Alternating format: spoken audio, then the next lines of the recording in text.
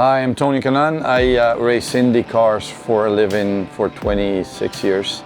I retired 3 years ago, and the idea of having a Renegade was actually for my post-career. For Lori and I, we have 4 kids. We're doing this as a family.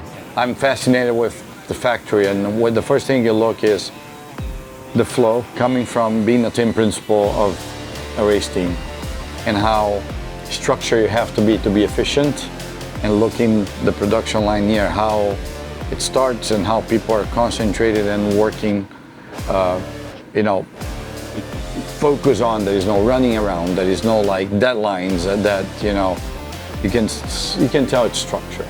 I think another great thing about being able to come to the factory and really get like your boots on the ground when you're discussing what you might change in a unit or your next order in our case is the fact that, again, once you've lived in any way, it really becomes your home, and the day-to-day functionality of how a space works speaks volumes when you are a large family like us. Those little things, you really can only understand the value of them once you've lived them and been like, man, I wish this thing was just built in.